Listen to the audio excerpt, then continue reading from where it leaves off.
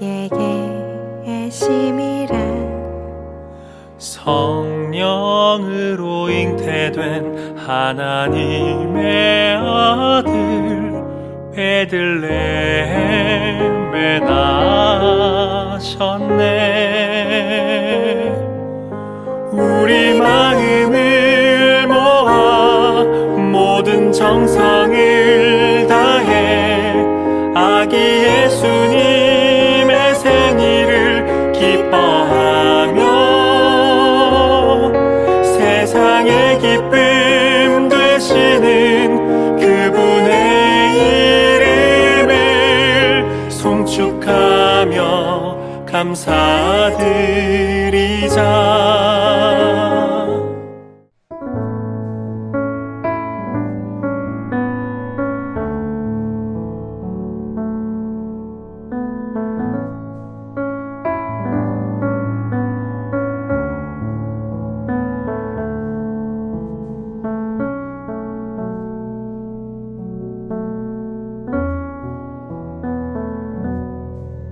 아브라함이 눈을 들어 살펴본즉 한 순양이 뒤에 있는데 뿔이 수풀에 걸려 있는지라.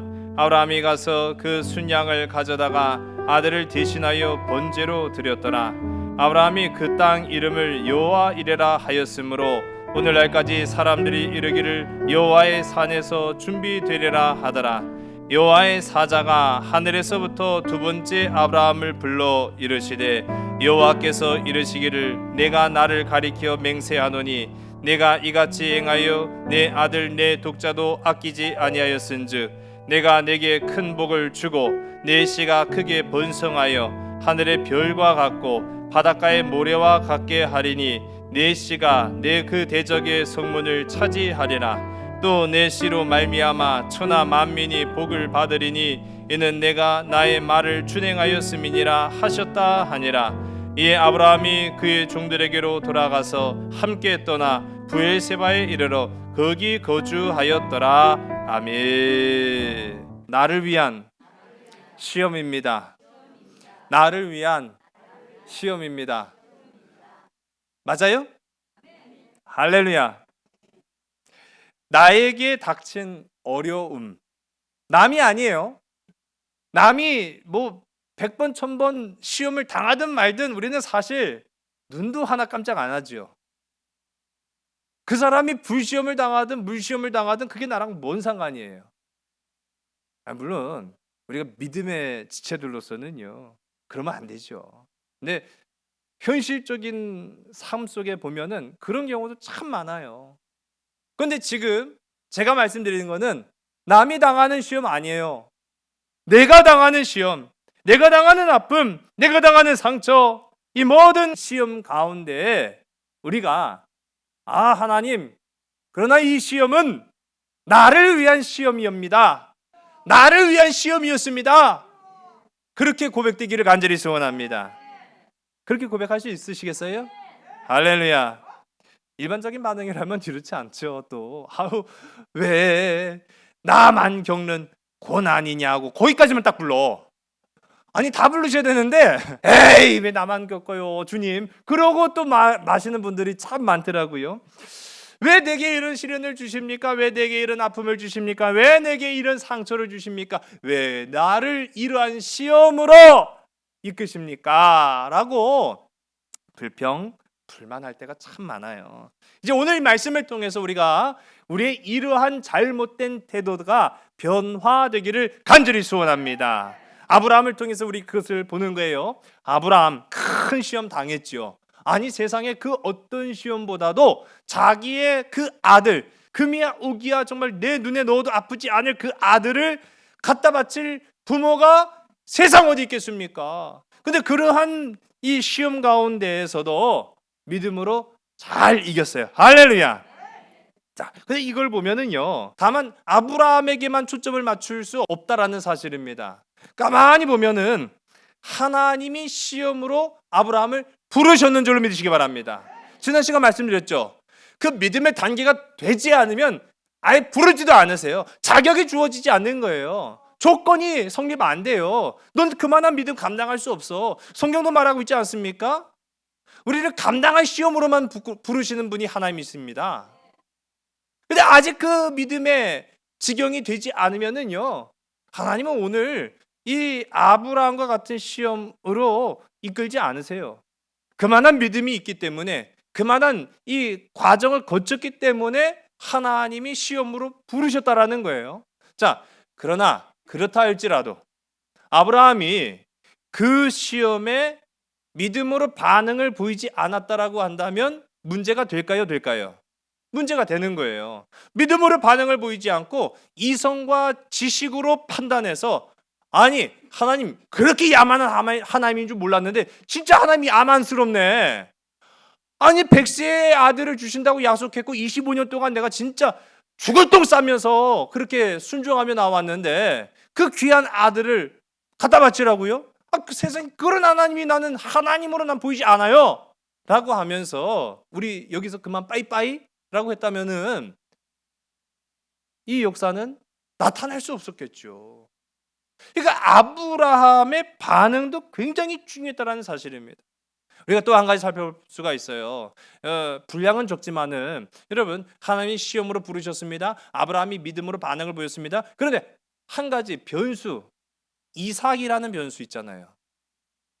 아니 이삭은 문제가 있어갖고 이삭이 전체적인 뜻을 알아요? 여러분 하나님은 전체적인 뜻을 아시죠?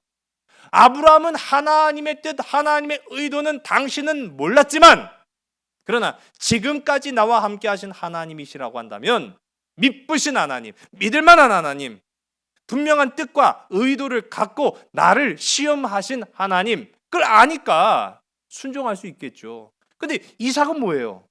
이삭은 하나님의 은혜를 직접적으로 경험한 것이 없어요, 사실.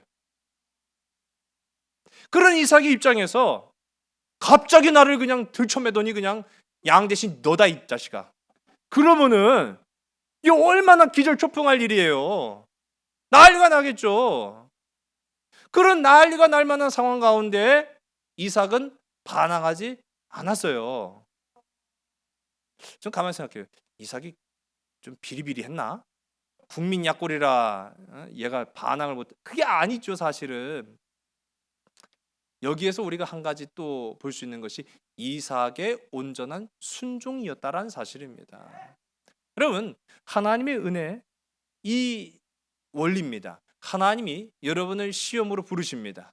그리고 우리의 믿음의 반응이 있어야 됩니다. 그리고 마침내는 이삭과 같은 온전한 순종이 있을 때에 큰 시험을 이기게 되는 줄로 믿으신 여러분 되시기 바랍니다. 어떤 일들이 잘 마무리된 이후에 뒤돌아보면은요, 사람들은 보통 1등을 기억하기 마련이죠. 그래서 어떠한 일에 대한 1등, 그 1등에 대한 성과를 나타내기 위해서 자랑합니다, 뽐냅니다. 그 1등한 사람들은 자기 자신을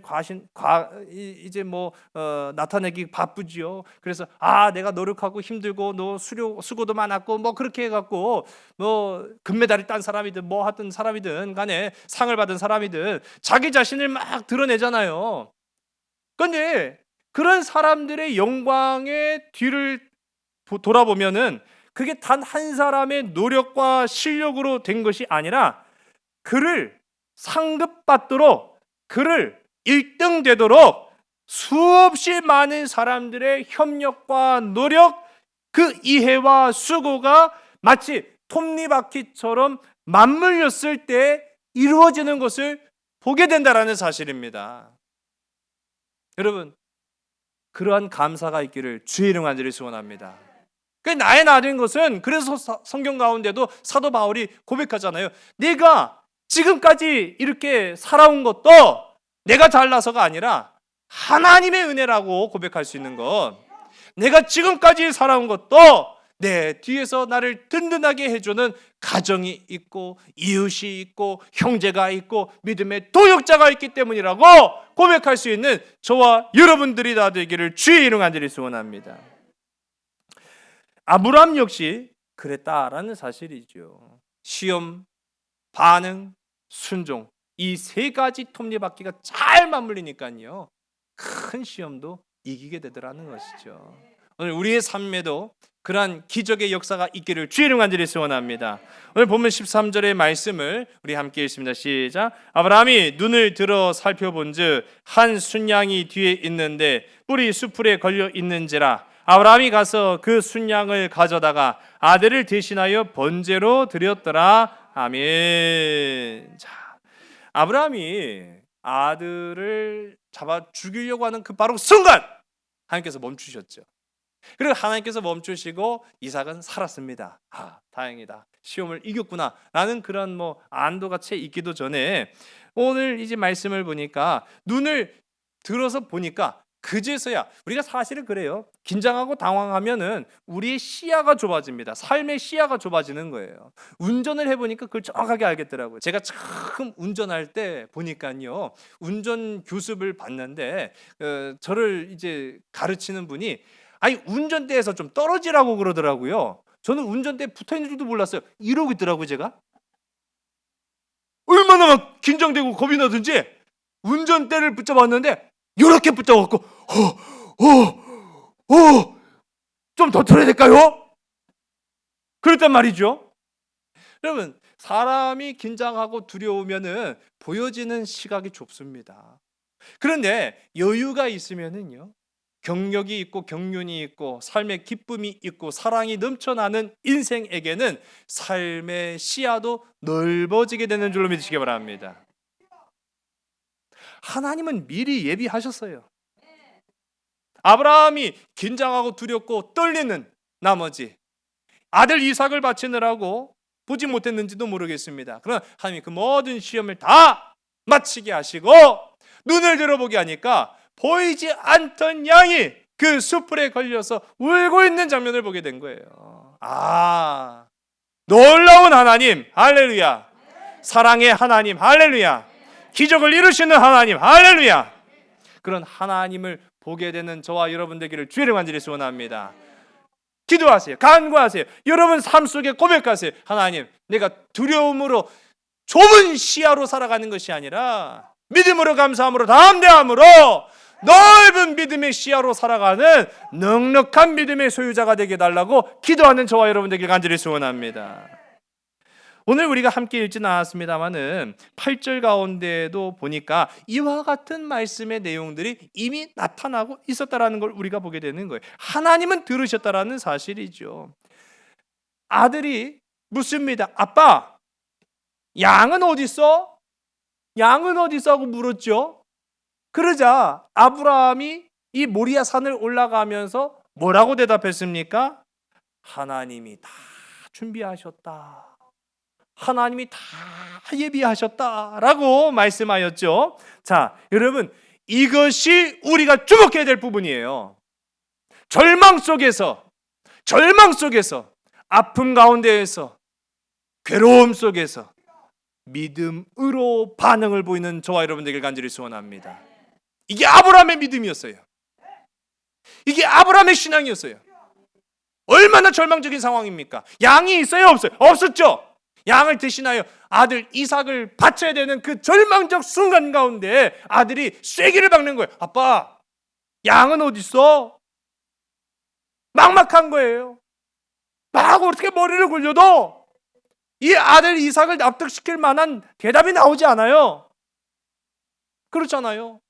그런 상황 속에서 아브라함이 물론 자기도 모르게 한 말일지도 모르겠습니다. 그러나 그 자기도 모르게 한 말은 지금까지 살아왔던 아브라함의 믿음이 어땠는지를 나타내 보여주는 증거라는 거예요.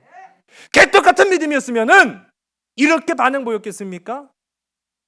찰떡 같은 믿음이었으니까 양이 없는데도 하나님이 준비하셨다. 하나님이 준비하셨다라고 말하는 거죠. 그럼 만일 보세요. 아빠, 양 어디 있어? 지금 양은 안 보이네. 며칠 전부터 출발해갖고 나는 뭐 하나 하고 봤더니 제사 드리러 가는 것 같은데 왜 양은 안 보여? 그렇게 했을 때 만약 아브라함이 철썩 주저앉아서 아유 내 말이 그러게 말이야 다 끝났어. 다 끝났어요? 안 끝났어요? 다 끝났어요? 안 끝났죠. 여러분 이거 기억하세요. 하나님이 끝났다고 할 때까지 우리는 끝난 게 아니에요. 제가 항상 강조드리는 거 있잖아요. 하나님이 내 인생의 마침표를 찍기까지 내가 설레발쳐 갖고 내가 내 인생에 먼저 마침표 찍지 않는 저와 여러분들에게 간절히 소원합니다. 하나님이 찍으시는 거예요. 하나님이 끝났다고 할 때까지 우린 끝난 게 아니거든요. 그런데 만약 이 아브라함이 개떡 같은 믿음이 돼 갖고 아빠 양은 근데 어디서 이거 다 끝났어.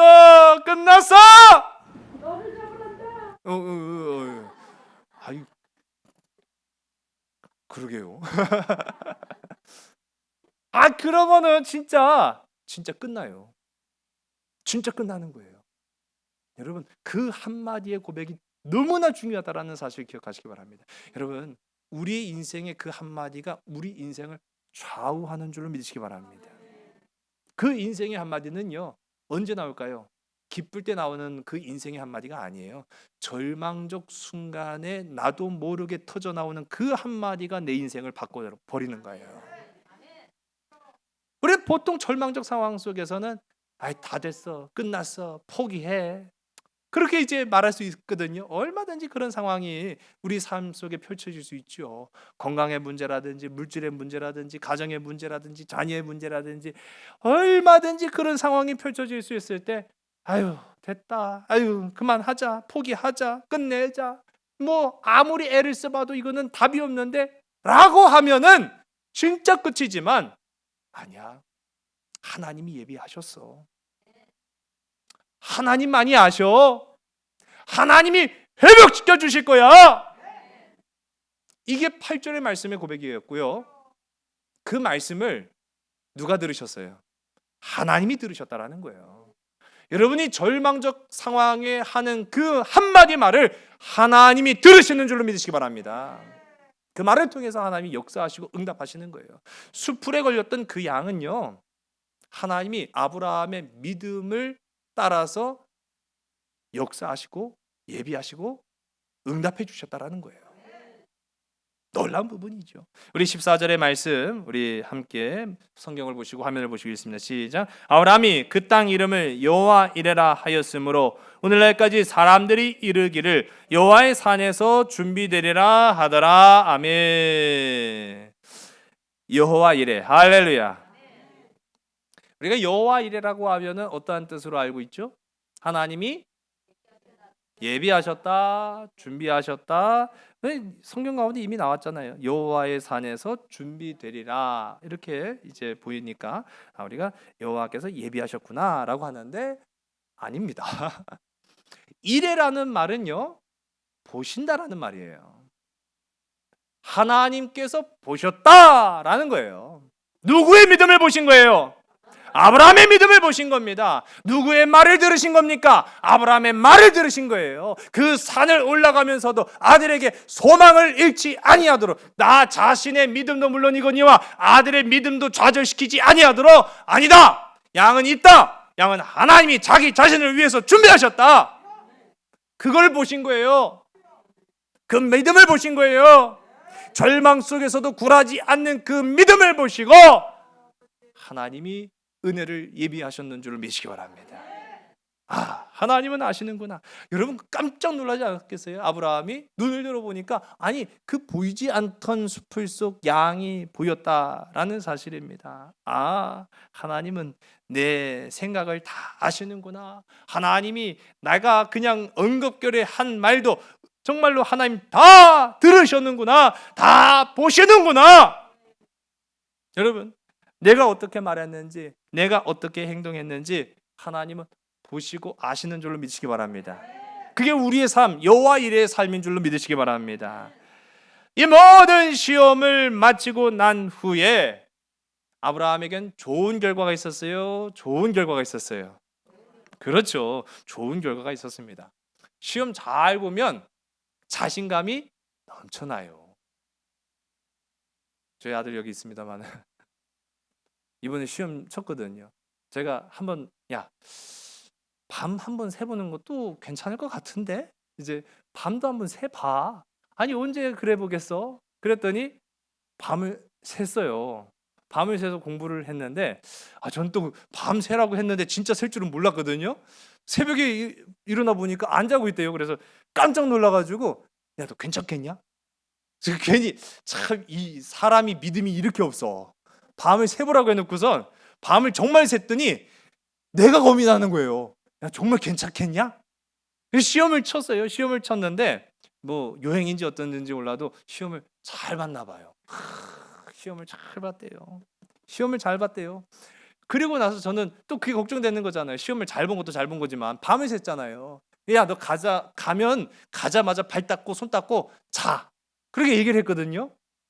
안 자요. 왜 안 자? 놀아야지. 놀아야 된다는 거예요. 야, 피곤할 때 밤을 샜으면 자야 돼. 안 자는 거예요. 그럼 만약 시험을 망쳤으면 놀았을까요? 잘까요? 그렇죠. 다들 경험이 있어 보셔서 아시는구나. 시험을 망쳤으면 잤을 거예요. 근데 시험을 잘 보니까 기분이 좋고 자신감이 막 넘쳐나니까 잠이 안 오는 거예요. 여러분, 참 놀랍습니다. 사람은요. 시험을 이기면 자신감이 넘쳐나는 거예요. 여러분, 시험을 이겨서 자신감이 넘쳐나는 복된 삶을 살아가는 저와 여러분 되기를 주의 이름 간절히 소원합니다. 특히 내가 시험을 잘 봤다고만 그냥 자만하는 것이 아니라 그 시험의 결과에 따라서 사람들이 칭찬해 주잖아요. 그러면 더 기분이 째지게 좋은 거예요. 이야, 누군가 나를 인정해 준다라는 것만큼 기분 좋은 게 사실은 없어요. 우리 옆에 계신 분들한테 우리 칭찬의 말 한마디씩 할까요? 참 잘하셨습니다. 시작. 뭘 잘하는지 모르죠? 다 잘했어요. 예.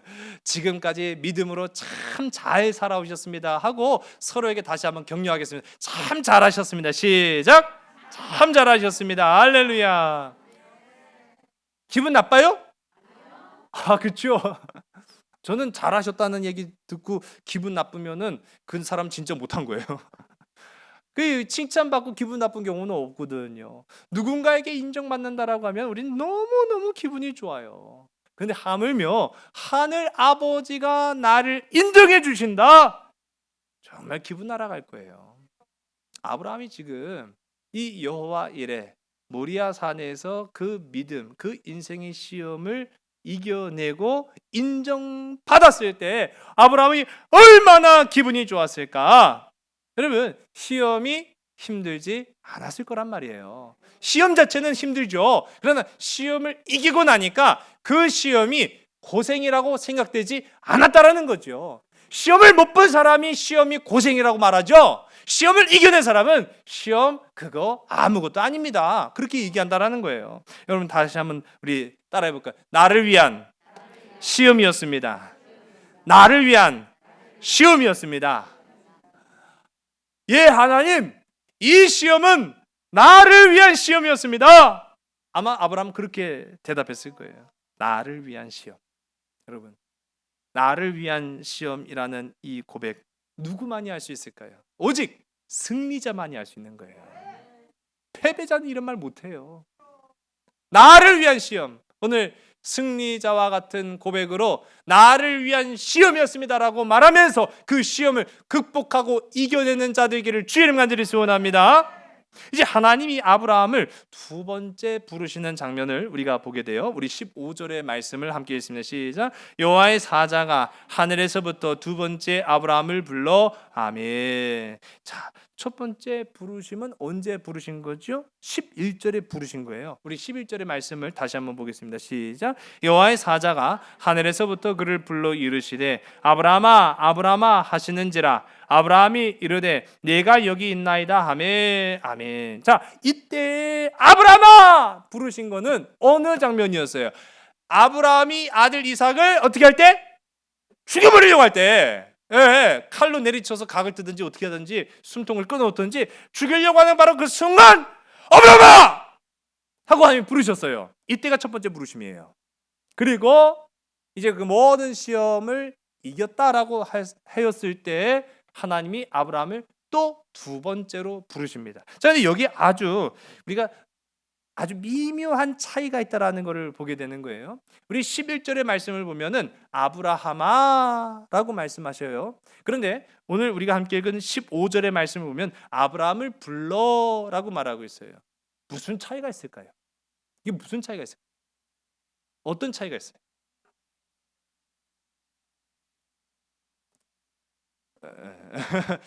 뭐 다들 막 해석이 막 이렇게 나와요. 잘 아시겠죠? 예, 방금 상황을 제가 다 설명을 드렸어요. 상황 자체가 달라요. 아브라함아라고 할 때는 시험 가운데 있던 아브라함을 부르시는 음성이었고, 뒤에 아브라함을 불러라고 하는 것은 그 시험을 이긴 후에 아브라함을 부르시는 음성이었어요. 그러면 무슨 차이가 있어요? 어조의 차이가 있다라는 거예요. 어조. 똑같은 말이라도 안녕하세요 라고 하는 거랑 안녕하세요! 그러면 우리가 아니 저 사람 나한테 화났나? 왜 인사를 저렇게 한대? 아니 인사 받고도 기분 나쁠 수 있어요. 그런 것처럼 똑같은 이름을 불렀지만은 처음 아브라함은 긴박하고 다급한 상황 속에서 아브라함을 멈춰 세울 때 아브라함아! 라고 직접적으로 부르시는 하나님의 음성을 말하는 거예요. 네, 15절의 말씀 속에 보면은 아브라함아 라고 하시는 거죠. 태도가 달라요. 어조가 달라요. 그 따뜻함의 정도가 달랐다라는 것을 우리가 보게 되는 거예요. 그럼 왜 이게 중요하냐라고 하면, 그리고 이전에 하나님께서는 아브라함을 어떻게 부르시고 어떻게 나타나셨는가라는 것을 우리가 살펴볼 필요가 있죠. 우리 이미 이전에 창세기 12장의 말씀을 보게 되면 25년 전 아브라함을 처음 부르셨을 때의 그 모습부터 25년 내내 25년 동안 나타나신 하나님의 그 모습을 보니까 단 한 번도 하나님이 아브라함에게 짜증낸 적 있어요? 허허 이상하네. 짜증낼 법도 하지 않아요? 그런데 하나님이 지나온 25년 동안 단 한 번도 하나님은 아브라함에게 나타나실 때마다 짜증을 낸 적도 없고 화를 낸 적도 없고 분노한 적도 없었다라는 것을 우리가 보게 됩니다. 제가 우리 애들 보면 알 수 있지만은 제가 우리 애들 사랑해요. 사랑하지만 늘 아무개야 라고 따뜻하게 부르지 않아요. 야! 사랑하는 자한테 이렇게 보통 말하죠. 아니에요? 근데 저도 그럴 때가 있어요. 예. 따뜻하게 부를 수도 있지만은 긴박한 상황 또는 멈춰야 될 때, 그리고 혼나야 될 때, 그때는요 저도 모르게 야! 하고 할 때가 있단 말이죠. 근데 놀라운 거는 하나님은 지나온 25년 동안 단 한 번도 아브라함을 야! 너! 이놈! 저놈! 또는 너 왜 그랬어? 하고 화내지도 분내지도 짜증내지도 않으셨다라는 걸 우리가 봅니다. 왜 그러셨는가? 왜 그러셨는가? 저는요 우리 인간관계를 통해서도 하나님과의 나 사이를 살펴볼 수가 있어요. 제가 가끔 말씀을 드려요. 제가 뭐 TV를 자주 보는 것도 아니고 그런데 이따금씩 찾아보는 게 있어요. 부모 상담 프로그램을 찾아봐요.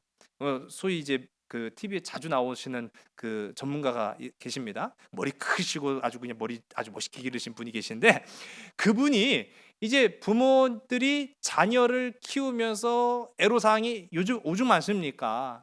그러니까 이 자녀를 어떻게 키워야 될지, 어떻게 양육해야 될지 자기들도 결국은 몰라가지고 이제 전문가를 찾아오는 거예요. 우리 애가 문제가 많아요. 우리 애가 이상해요. 우리 애가 미쳤나 봐요.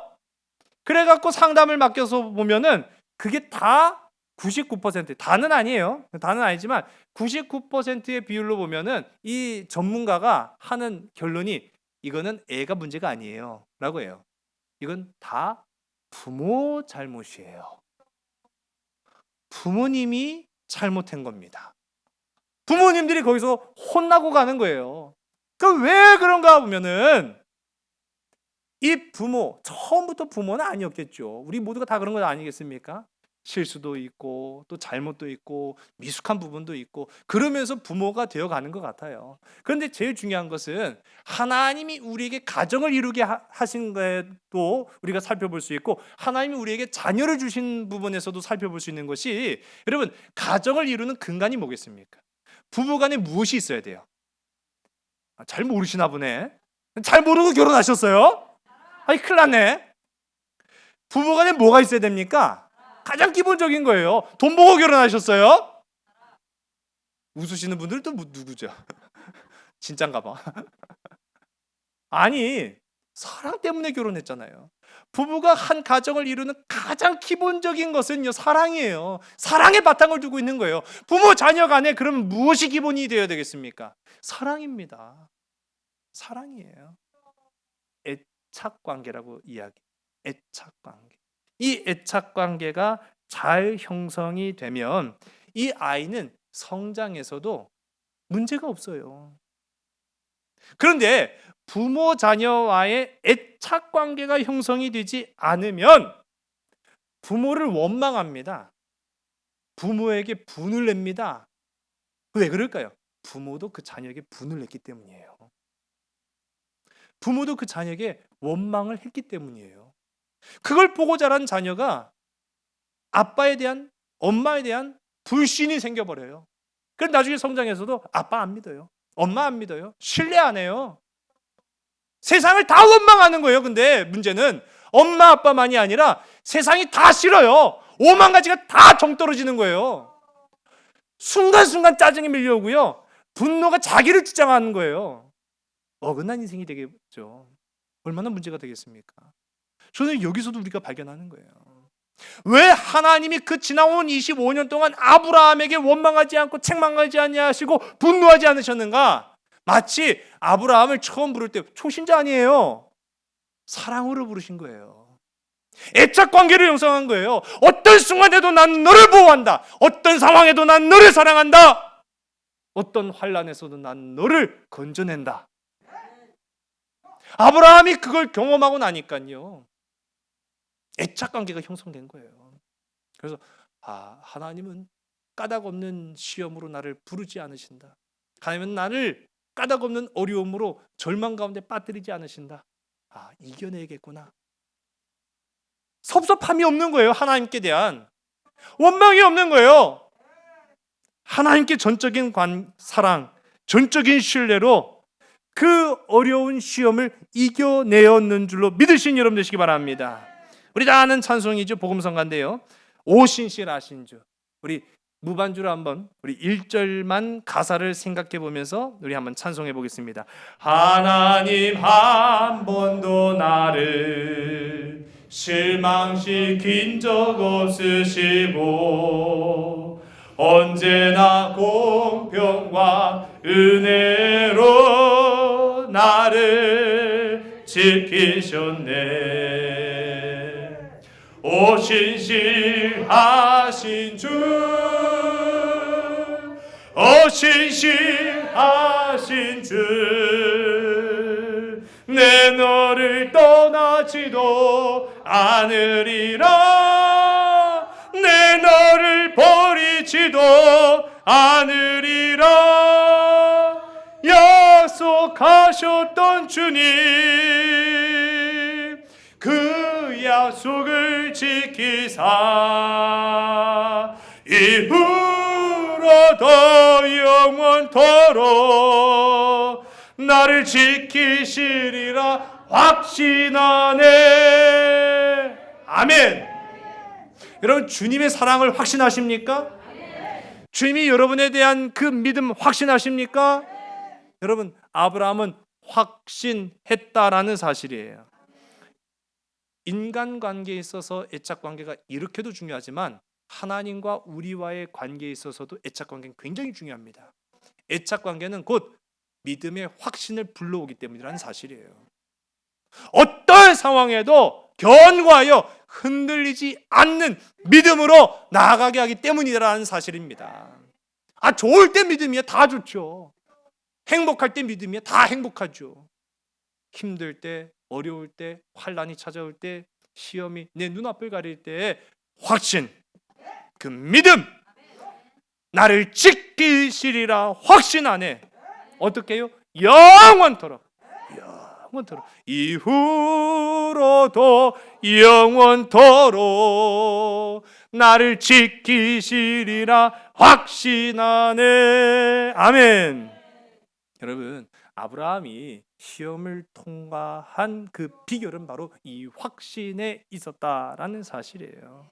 그렇기 때문에 아브라함은 하나님, 그 시험은 힘들었지만 그 시험은 나를 위한 시험이었습니다 라고 고백이 되었다라는 사실이죠. 우리 16절의 말씀을 함께 읽습니다. 시작. 이르시되 여호와께서 이르시기를 내가 나를 가리켜 맹세하노니 네가 이같이 행하여 내 아들 내 독자도 아끼지 아니하였은즉 아멘. 자, 우리 16절의 말씀 보면 우리가 주목할 단어가 있습니다. 바로 맹세하였다. 이게 누가 하신 말씀이에요? 하나님이 하신 말씀이에요. 하나님이 하신 말씀, 하나님이 지금 아브라함에게 맹세하였다라고 이야기하고 있어요. 이게 굉장히 중요합니다. 왜냐하면은 그러면 사람의 약속 믿을 만합니까? 못 믿으시는 거예요? 사람에게 대한 맹세 하실 수 있겠습니까? 없어요, 사실. 제가 늘 말씀드리잖아요. 사람은 사랑의 대상이지 믿음의 대상이 아니기 때문이에요. 신뢰하지 믿는 건 아니에요. 그러다 보니까 이 사람에게 한 약속을 어떻게 믿어요? 사람과의 그 맹세를 어떻게 우리가 끝까지 믿고 갈 수 있겠습니까? 결국은 이 사람과의 약속, 사람과의 맹세는 유한하다라는 거예요. 끝이 있다라는 거예요. 완전하지 못하다라는 거예요. 그러나 하나님의 하신 이 약속, 하나님의 하신 이 맹세는 무한한 줄로 믿으시기 바랍니다. 영원한 줄로 믿으시기 바랍니다. 이게 정말 놀라운 거예요. 하나님이 아브라함에게 내가 나를 담보로 해서 나 자신을 걸고 너에게 맹세한다. 지키겠다는 거예요. 지키겠다는 거예요. 영원토록 지키겠다는 거예요. 진짜 복인 바로 이것이라는 사실이에요. 진짜 복은 하나님의 맹세, 우리를 향하신 약속을 받았다라는 사실이에요. 아브라함이 이 같은 복을 받는 이유도 이제 말씀 가운데 나타나고 있죠. 우리 방금 읽었던 말씀이에요. 우리 16절의 말씀 다시 한번 보겠습니다. 이르시되 여호와께서 이르시기를 내가 나를 가리켜 맹세하노니 네가 이같이 행하여 내 아들 내 독자도 아끼지 아니하였은즉 아멘. 이유가 뭡니까? 네가 그 아들 이삭을 아끼지 않고 나에게 주려고 맹세했기 때문이다. 주려고 순종했기 때문이다 라고 말하고 있어요. 이와 비슷한 말씀은요 앞선 12절에도 나타나고 있어요. 똑같이 나타나는 거예요. 내 아들 내 독자 이삭이라고 하면서 너무나 귀하죠. 너무나 귀한 그 아들 독자 이삭을 네가 바치려는구나. 온전한 순종을 말하는 겁니다. 온전한 순종. 여러분, 진짜 순종은 할 수 있어서 하는 것이 아니라 할 수 없을 때 하는 것이 진짜 순종인 줄로 믿으시기 바랍니다. 진짜 순종은 있어서가 아니라 없을 때 드리는 순종이 진짜 내려놓음의 순종인 줄로 믿으시기 바랍니다. 아니, 그런 자들을 찾으시는 거예요. 그런 예배자들을 찾으시는 거예요. 하나님을 정말로 믿는다라고 한다면 진짜 순종의 삶으로 나아가시기를 주의 영광을 소원합니다. 연약하고 보잘것없는 그 줄기를 내려놔야 된다는 거예요. 어떤 사람이 길을 가다가 발을 헛디뎌서 낭떠러지로 떨어지게 되었습니다. 천길 낭떠러지. 그러다 정말로 다행이게 나무 뿌리 하나 튀어나온 걸 붙들고 대롱대롱 매달린 거예요. 그거 놓치면 죽어요. 그러면서 이제 뭐 어떻게 하겠어요? 살려달라고 외쳤겠죠. 살려달라고 외쳤더니 얼마나 지나갔을까요? 한 지나가던 행인이 그 목소리 듣고 온 거죠. 아이고, 큰일 날 뻔했네요 막 하면서, 자, 내 손을 잡으세요. 자, 구원자의 손을 잡기 위해서는 반드시 뭐를 놓아야 합니까? 그렇죠. 그 잡은 나무 뿌리를 놔야만 하죠. 근데 가만히 생각해 보니까 이것 때문에 내가 살았단 말이에요. 이것 때문에 내가 살았는데 이걸 놓치기가 너무 아까워. 가만히 생각해 보니까 아니에요. 이걸 그냥 계속 붙잡고 있는 게 나을 것 같아요. 자, 그렇게 선택하실 분이 이 중에 계시면 한번 손 들어보세요. 이야, 할렐루야! 아니, 그게 뭐라고 그걸 붙들고, 가만히 생각해보니까 나 이것 때문에 살았는데, 야, 이거 그냥 붙들고 있는 게 그냥 낫겠네? 그런 어리석은 사람은 없어요. 구원의 손길, 하나님의 은혜의 손길이 우리에게 찾아올 때에는 반드시 놓아야 하는 것이 있다라는 사실이에요. 내려놓음의 순종입니다. 내려놓음의 순종. 여러분 세상 가운데 무엇 때문에 살았다라고 생각하십니까? 물질 때문에 살았다고 생각할 때가 있어요. 건강 때문에 내가 살았다라고 고백할 수가 있어요. 사람 때문에 내가 다행이다라고 생각할 때도 있을 수가 있습니다. 그러나 하나님 때문에, 하나님으로 인하여 하나님으로 살아내는 저와 여러분 되기를 주의 이름으로 소원합니다. 그러기 위해서는 우리 안에 내려놓음의 순종이 있어야 된다는 거예요. 우리 지난 시간 말씀드린 것처럼 더하기는 어렵지 않아요. 그런데 빼는 것이 어려운 거예요. 아브라함은 빼는 그 순종을 했을 때 하나님의 플러스의 축복, 더하여짐의 축복을 받았다라는 사실이죠. 우리 한번 고백해 보겠습니다. 진짜 순종은 진짜 복을 부릅니다. 진짜 순종은 진짜 복을 부르는 줄로 믿으시기 바랍니다. 오늘 보면 17절, 18절 두 절의 말씀을 함께 했습니다. 시작. 내가 내게 큰 복을 주고 내 씨가 크게 번성하여 하늘의 별과 같고 바닷가의 모래와 같게 하리니 내 씨가 그 대적의 성문을 차지하리라. 또 내 씨로 말미암아 천하 만민이 복을 받으리니 이는 내가 나의 말을 준행하였음이니라 하셨다 하니라. 아멘. 하나님이 주시는 진짜 복에 관한 이 본문 말씀이 17절과 18절 두 절에 나타납니다. 자, 여기에서 하는 말이요, 키바렉 아바렉카라고 합니다. 히브리어로 키바렉, 바락, 바렉 뭐 다 같은 의미인데 그 상황에 따라 좀 달라지고요. 이 바락 복입니다. 근데 키바렉 아바렉카라고 하는 말은 내가 너에게 진짜 복을 주겠다라는 말이에요. 내가 너에게 진짜 복을 주겠다. 아니 그러면 이전에 받은 복은 다 가짜 복이에요? 아니죠. 그러면 이삭 가짜예요? 아니죠. 여러분 이삭이 가짜란 말이 아니라 이삭은 복의 시작일 뿐이었다라는 거예요. 더 좋은 것으로 이후에 더 풍성하고 더 큰 복이 임한다라는 약속, 하나님의 선포가 있었는 줄로 믿으시기 바랍니다. 그게 바로 뭐예요? 예수 그리스도. 이삭을 통해서 우리가 보는 진짜 복은요, 예수 그리스도라는 복이에요. 놀라운 일이에요. 놀라운 사실이에요. 여기서 말하는 씨, 하나님께서 진짜 복을 주겠다. 씨라고 말해요. 씨. 여기 이 씨라는 것은요, 우리 진짜 그 씨앗을 말하는 거예요.